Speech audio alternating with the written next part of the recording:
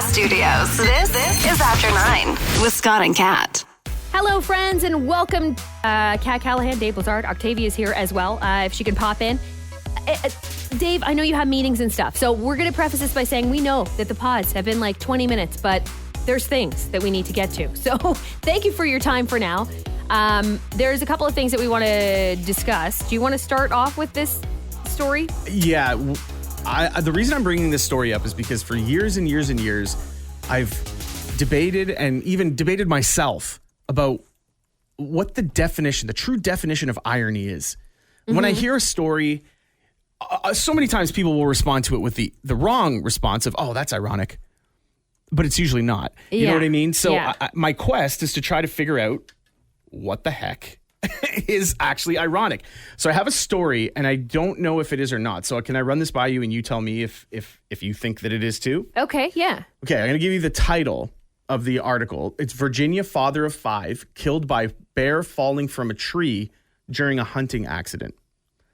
So the story is a sad story. It's a very sad story. Yeah, for sure. Somebody died, but I'm trying to find out if what happened here is a form of irony. So these people is a group of hunters who were out hunting a bear, and they chased a bear up into the tree. And there was 5 hunters kind of at the bottom of the tree, and they chased the bear up. One of the hunters shot the bear in the tree. The bear fell out of the tree and landed on this guy and killed him. Was it the guy who shot? Oh, just somebody in the like group. A friend, a fellow hunter who probably, by the way, is traumatized now. Yeah. That whole thing would be traumatizing. Well, so the bear didn't kill him instantly, but the bear died on the shot. Right. Fell onto this guy, and he died from the injuries that came from it. So he didn't stay very long. Unbelievable. But I'm trying to figure out, like, if you went out to hunt a bear and the bear that you hunted actually killed one of your... Killed you. Or one of yours. But after the fact. Yeah. Not before. Like, it's not like you killed a bear because it attacked a friend. I don't know. I mean, some people would call it irony, maybe. Some people would call it karma. And that's what I'm trying to figure out. I don't know what this is. It could be karma. It all depends. And I don't know this specific situation. Obviously, you're allowed to hunt for sport, and specifically bears in this area for sport. I assume that this was all on the up and up. Yeah. Right? It's in Virginia. So it's too bad. I mean, like... You might not like it. I don't like hunting for sport, but I understand in some parts. I have like distant relatives up north. Like when I say northern Ontario, I'm not talking about Barrie, okay? Like I'm talking about like 8 hours north in the Great White North GTA. of Innisfil. You know what I mean? Like I'm talking like borderline, yeah. So they tried to explain that up there, in order for it not to be an overpopulation situation and for animal control, they allow it certain times of the year. So that's why they're very much in hunting. And that's fine. And again, I specifically mean hunting for sport. I still get a little, because if you're going to eat it, if it's food, who am I to say anything? I eat meat. You know what I mean? So I'm not hating on you at all. But when it comes to this, I don't know the specific circumstance, but I think most people might call it karma. I really think they would. But it's sad. This is a father, you said, too. So there's a sad situation. This is where you kind of go, ugh. So he's survived by his wife, 3 sons, 2 daughters, and 8 grandchildren. Like, nobody deserves that. You know what I mean? Nobody deserves that. But that's the question that people are asking. Did he deserve it? Right. I mean, as a hunter. I feel for the family. Oh, I guess that tells you everything you need to know, though, that I'm feeling for the family and I'm not really feeling for him as much. Well, I don't know the guy. It's hard for me to say. I don't know one way or him. the We other. don't know him. I know. That's a strange story, though. But isn't it? Yeah. So just to wrap this up, the Department of Wildlife Resources is saying that they're not seeking any charges related to the incident. Okay. So it was a complete accident, a stupid decision to shoot a bear out of a tree, I guess. I don't know. Again, not a hunter. I can't tell you if that's normal practice or not. To shoot into the tree, I don't know. Yeah. But that bear came down hard, and it ended the guy's life. Okay. Oh my gosh, it's a wild story. Like no matter which way you stand on it, it's wild. A couple of things in the news in Canada you might have noticed. I don't know if you noticed anything happening around here. So 2 things. We're going to talk to you guys about what Canada Post said specifically about what's happening today and what shouldn't happen until Thursday. But as we record this podcast, there's a lot of people who believe by now the Prime Minister would have stepped down. But yesterday, at least, Canadian Prime Minister Justin Trudeau did not. resign. But apparently he's thinking about it, Dave. Well, the time that we're recording this, it still hasn't happened. It still hasn't happened. So if it does happen, you know that we just didn't record it after that. But there's pressure from everybody. He must look around and go, who is on my side?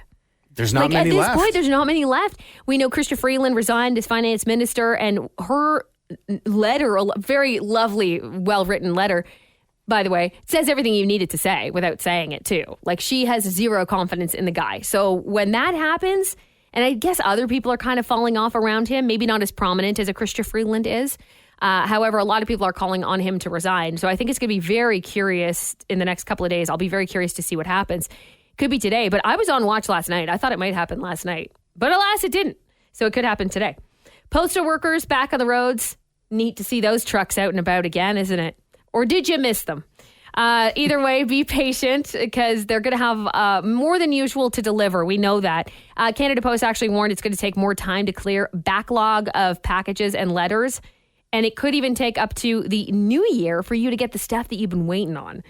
So that said, they're not even receiving or picking up new products until this Thursday. So if you are still planning to ship something out, I don't believe they'll accept it until Thursday, or maybe they'll accept it now, but they're not going to actually put a move on the package until Thursday. Does that make sense? Yeah, well, they have a backlog of stuff to get through, and it's going to take them a little bit of time. Yeah. This delay could go into the new year. So if you're thinking, oh, yes, finally, I can mail that thing in time for Christmas, that's not a guarantee at this point. Yeah.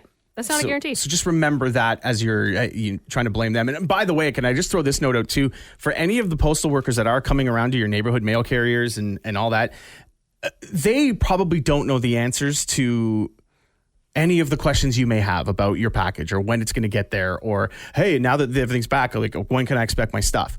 You know, I think you remember that those people on the front lines are not the ones who have the answers for those questions. So maybe don't. Maybe don't ask. Where's my package? Yeah. None of that. None of that. Yeah. Good point. There's a great Am I an Asshole thread that we talked about on the show today that I'll put out there to you guys, and then we'll read some text that did come in at 1-833-915-SHOW. It's Christmas time, and we don't all get to see all of our loved ones at Christmas, which is unfortunate. Maybe you live far away from some of your family, and you've come up with your own system. For some people, I think for me even, it's like I won't buy you something, you don't buy me something, and let's just make a deal. But for others, for example, grandparents, they are adamant they want to make sure that their grandkids get their gifts. So this is how this story kind of starts off. A woman, she says, I've been married to my husband for almost 8 years. We have 3 kids under 7. My husband's family lives a 4-hour flight from us. It's very difficult to travel at Christmas time.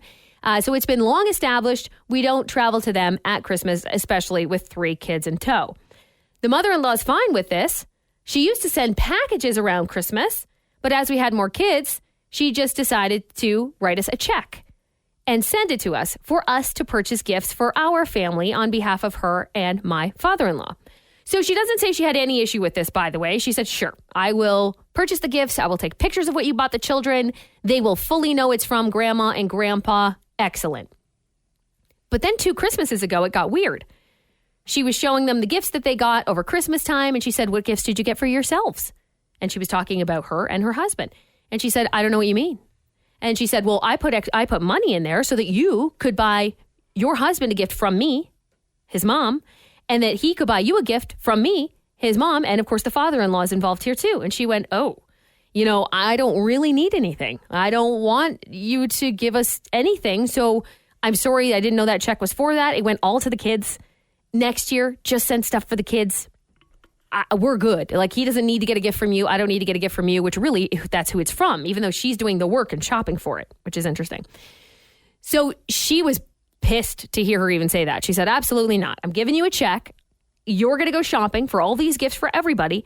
And then you're going to tell us what you got. So she kind of made it up in the moment and said they ended up buying each other something and lied, basically. She said she felt silly. But here we are again. One Christmas later, and the check arrived, and certainly on the list of things to buy, it was a gift for each of us from her, which is just so complicated to me. Like, I don't know. I'm trying to put myself in that scenario. Like, if my mother-in-law didn't live near me, or it was my mom, whatever, doesn't matter. And then she's like, buy something for your husband, but from me? Like, I don't know why I even bother. But she was adamant. She's thinking about lying to her again this year, putting the kids in a ski camp because she says that money is going to help towards that. And just pretending like she got something for him and vice versa. I had some heavy feelings about this earlier, and I blamed not the mom-in-law in this. I said, if mother-in-law sends you money and says, here's what I'd like you to do with it, why can't you just respect her wishes? I don't understand what the problem is. Like, why can't you just do what she asked? What's the issue? But the more I thought about it, and the more the comments came in, I thought, you know what? Maybe mom-in-law is not completely innocent in this and probably should have said a little bit more detail about what you'd like for you to buy. Don't just blanketly like, here's cash, go buy something. How about being involved in it and just saying, oh, I understand, little Susie had a puzzle, a 3D puzzle on her list. Can you please pick her up a 3D puzzle? Like, have some involvement in it rather than just here's cash, figure it out, let me know. I think that's the problem too, but then be picky about it. Because it's one thing if it's like, here's cash, let me know. It's another thing to be like, here's cash, let me know, and why didn't you do XYZ that I wanted you to do? Well, how the heck, if you didn't specify it, then how do you know? I don't know. For me, it just seems like it's just adding work on her plate. She tried to not take that money for you to give less money. But here you are, you did it again, and you gave money for them to do this, and now they're in the predicament of, do we just lie and put it towards the kids' ski camp? What I'll say to this before I read the text messages on it is that it kind of is a gift for her and her husband, for the kids to go to ski camp. It gives them time with each other, maybe, right? It gives them time to clean up around the house. It gives them time to get stuff together, because when kids are in camp and they're able to send their kids to a camp, it also gives you a little me time.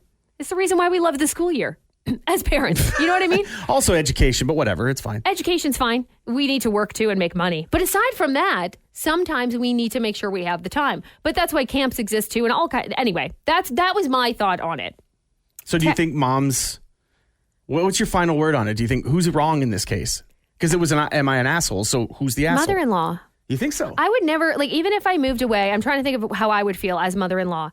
And I understand there's feelings involved and you're sad you can't be there on Christmas. That must be a sad feeling. Like, nobody probably wants it that way. If they could, they'd snap their fingers and be together on Christmas. However, I would never just be like, here, I'm going to write a check to my in-law here. And I don't even know where her husband is in this situation. But anyway, I'm just going to write a check and be like, get whatever gifts, but tell me what it is. But you better get one for yourself and stuff like that. I would probably just say, oh, if you're not comfortable with buying something for yourself or you don't need anything, I agree. Let's just do the kids. I think I would... There seems to be no leeway here. You know what I mean? Like, but like mother-in-law is very one-sided here and not thinking about what mother is saying. There's got to be a middle ground here. There's got to be a middle ground. There doesn't seem to be that. There doesn't seem to be any compromise. Very much compromise anyway. Well, Christmas is canceled then. Christmas is canceled. It feels like the mother-in-law is just giving them a chore to do. Why isn't the mother-in-law putting in the effort to actually buy the presents? And that could be many number of reasons. Shipping's expensive. I understand that. Now, you can, depending on where you live, though, I don't know where they each live, but you can ship to someone else's house through Amazon, for example. I don't know if maybe mother-in-law, though, is not comfortable. There's a lot of people who are comfortable with that. So that's fair. That's totally fair. I think that if you get a chance to get a gift, if you're fortunate enough to be given a gift, I'd be happy about that. Yeah, I think so too. Just take it. Yeah, and some people think mother-in-law is being ridiculous. There's not a lot of people that sided with mother-in-law here, unless it was, can't she compromise? Like, maybe they should have another true conversation. Also, sometimes it helps if her son steps in a little bit here. And again, I don't know, because this thread has nothing to do with him. Like, it seems like he's got no opinion on the matter, or maybe he does. Maybe he's talked to her, but maybe it's worth him having a conversation like, hey, Mom, we're not going to do this anymore. Or do you just lie because she's never going to know? Oh, so we talked about this on the show, and I actually worried that I was rubbed some people the wrong way with how I described the situation. I don't think you did. No, because I said I'd like to speak for everybody when I'd say that I'm lucky, but I would love to have a partner who does all of it. And I am in a situation where that exact thing happens. My wife loves this season. Loves it. This is her favorite time of the year. Mm-hmm. She loves the shopping. She loves the hustle. She loves going to the stores when it's busy. She loves fighting for parking spots, I guess. She does she went to Costco on the weekend. She's a maniac. That tells you everything you need to know, that she went to Costco in December on a weekend. Yeah. So she loves this. Yeah. I'm admittedly not great at it. I'm not. I don't like. What is it about it that you feel like you're not great at, though? Like, specify. When I go shopping at the busy time of year, I get immensely overwhelmed unless I know specifically what I'm going for. I'm not a good window shopper at this busy time because people drive me crazy. People don't know how to walk in a mall. They don't know how to walk through hallways. People stop when they have no reason to stop. Move out of the way. There's other people around you. The people who have a lack of spatial awareness drive me crazy. Because it's a public space. There's other people around you. You have to be aware of what the other people around you are doing. I love the stoppers in the middle of nowhere. They just stop Yes. like, there's someone behind you. They just stop to check their phone or whatever. I'm like, you know how many times I've like smacked somebody in the back with a stroller because they just stop? What are you doing? If you were driving on the road and you just stopped in the middle Yeah. of the road, what do you think would happen? Yeah. There's going to be a collision. Yeah. And people collisions are so awkward. Yeah. You don't Oh, want oh, some oh, rando sorry. Oh, bumping into oh, you. So why oh, are you stopping in the sorry. middle of the... Excuse me. So let me just squeeze by you. Oh, I'm just going over here. Just got to head over to Claire's. But Excuse me. that's I don't enjoy it. It's not my favorite time of year. Well, and so Dave, by the way, mentioned this, that he's like, I speak for everybody, whatever. And we did get someone who texted and said, in a nutshell, we don't need to read it word for word, but in a nutshell, you got to be careful speaking for everyone like that, and it's Perpetuating misogyny and stuff like that. Perpetuating misogyny, things like that. Saying that basically, like, I put the emotional load onto my wife at Christmas. Yeah. So I had to clarify that, just in the sense that no, like, this is an agreed upon thing. Like, this isn't a statement of our relationship. This is just one of the things. Like in our relationship, I'm sure there's many things that I do that she does absolutely nothing of. Yeah. And we're okay. We balance it. We figure it out. It was not an indictment of yeah, man, we get to sit back and do nothing, because there's plenty of guys who are great at it too. I'm just not one of them. So the dynamic works for my relationship, doesn't work for everybody's. Yeah. And there may be a time when my wife comes around and says, you know what, I don't want to do it all this year. You're going to have to help me. And I'm going to say, all right, I'm going to help you then. Yeah. But I back away for all the reasons that I know it bothers me, but I also know that she enjoys it. Well, and there's a difference because you know your partnership. Like, you know what she likes, and she knows what you like to do. And I'm sure there's things that you'll do like that she doesn't do, like you said.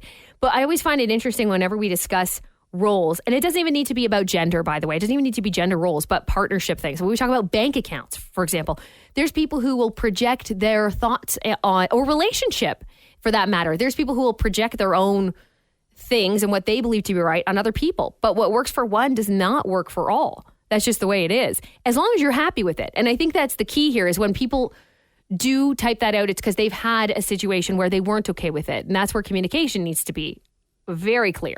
Like, I feel like I'm doing everything, and that's not the case for you guys, right? But like, I feel like I'm doing everything. So the people who do feel that, man, I hope that you let your partner know that you need help, for sure. And if they're not there to help you, then you need to have a real conversation with them about it. Because for sure, there's people who feel stressed, whether it's a gender thing or not, feel stressed out about whatever their workload might be and all the things that they're balancing at home. But it doesn't necessarily mean that everybody's in the same boat. You know what I mean? Yeah. On the flip side, I'm sure there's, if I think of something like cooking, for example, because I'll do all the cooking at the holidays, especially. Yeah. Maybe she looks at that and goes, thank God I don't have to do any of that. Yeah. Right? And that's not we're not talking about misogyny or not talking about anything weird at that point, or derogatory or anything like that. But she will look at that and go, yes, I'm so happy I don't have to do it, because she doesn't enjoy it. Yeah. I do. And you like it. I like it. Good. So, hey, we figured it out. It works for our dynamic. It's great. But if I'm perpetuating a stereotype, I want to know about that. I don't that's not what I'm interested in doing. So I'm open to those conversations. And by the way, that conversation ended up going really well between you and the person who texted. Yeah, really well. Where you just kind of opened up about, we had a text conversation. And we found a middle ground. And hey, you can disagree with people civilly. Totally. And, you can disagree with dignity. Let's remember that, by the way, this time of year when we all get together with family and things like that we can have a conversation. Or maybe there's certain topic matters that we keep out. Most of them. Or that, I don't know. Like politics is one that we would probably not talk too much about, but here we can talk about it. Tomorrow, by the way, if you could join us on the show, we are giving away Nelly tickets. Nelly, Chingy, Eve, Fabulous. Who am I missing? There's a bunch of people. Oh, Ja Rule. Isn't Ja Rule going to be there too? Great show that's going to be on next summer in Toronto. So if you want to win tickets, join us on the morning 91.5 The Beat and Energy 95.3. I'm going to talk about our potluck tomorrow.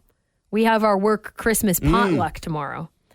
Very last minute decision coming down by me, and I think all three of us in this room as to what we're going to bring. Yeah, I don't know what I'm going to bring. I just added to the list, but we do have a potluck tomorrow. But we will try to bring you guys something, and I'm going to talk about something that Octavia suggested to me. I got to be careful here because I don't know who's going to be listening at this moment. But there's something that Octavia suggested to me that I ended up gifting to someone else, but it's something that I could potentially use before I gift it to this person. And I'm wondering, can I get away with that? You want to use this thing before you give it as a gift? I'll try to be careful about it, but yeah. Hold on, is that what, did I say it right? Like you want to use something that you're going to give to somebody else? But they never know. Huh. Is that okay or not? Are you breaking an ethics law of some sort? I don't think so. A social contract? I don't know, but I'm sure I wouldn't be the only person that did it. And hopefully didn't get caught. But we will talk about that coming up tomorrow. Can I just wrap the podcast with a shout out to what's his name now? Zach Dietz. I forget how you pronounce his last name. He's a goalie for the University of Ottawa. He was going to the Senators game against the Pittsburgh Penguins the other night, and their goalie Anton Forsberg for the Senators got injured during the warm up. So they needed an emergency backup. Leafs fans will remember this from a few years ago. Yes, I remember the guy that did the backup thing. Yes. Yeah, he was the That's Marlies. A big deal. Yeah, he was like the Marlies goaltending coach, and he got called up to play for the Hurricanes, and he beat the Leafs. That's right. You know, I remember that. That was a great thing. story. Yeah. So anyway, Zach was going to the game. He was legit going to the game as a fan, and got a call because I guess he's on like a standby list of some sort for goalies in the area. It's amazing to me that the NHL probably has a list that the same that anybody who's in a rec league, like beer league, has a list of goalies, because goalies are always so tough to find. You can't really play a game of hockey without a goalie. Yep. Unless you need to. Unless you're going to turn your net around. What else it's are not you just going to as do? fun. Yeah. Like legit, some player they'll turn the net around. And the whole point is you have to try to score that way. So it's a little more challenging than just firing the puck down the ice. But so at this point, he's going to the game and then gets the call and goes, "Oh my God!" So he goes and gets his gear. But there's so much traffic around the Canadian Tire Center, so there's video of him running down the road near the arena with his hockey bag on his shoulder, running to go and suit up for an NHL game. That's cool. He ends up sitting on the bench for the Senators. His name is on the game sheet and everything. So he's officially become a member of the Ottawa Senators for one game. He didn't end up playing in the game, but that's an incredible story to be able to tell. Did they at least make a jersey for him in case he did have to hop on the ice? Because I know they do those on the fly. They can do those on the fly for people. Well, they can make them in the gift shop. They can do it anywhere, really. As long as they didn't charge him for it, then that'd be so cool too if he had his actual game, what he could have worn. Obviously, he didn't get a chance to play. That would have been really neat if he did. It'd be great if his jersey still had the tag on it. Yeah. He said that, and you just see the price tag hanging off the sleeve. It's just hanging off because it just came from the gift store. Exactly. Hot off the press, So literally. I thought that was pretty sweet that he got to do that. But the story, I love that. The thing that jumped out at me was the whole walking to the stadium. Yeah. Because it reminded me of what's happening in Toronto with teams who can't get to the arena and they're getting out of their buses and walking to go play hockey. It's crazy. No kidding. Anyway, all of this is wild, but I thought it was a really cool. funny story. So congratulations to Zach. He has a story to tell for the rest of his life, even if he never makes it back to the NHL. Pretty awesome. I think that's pretty cool too. All right, friends, we'll chat with you tomorrow. Bye-bye.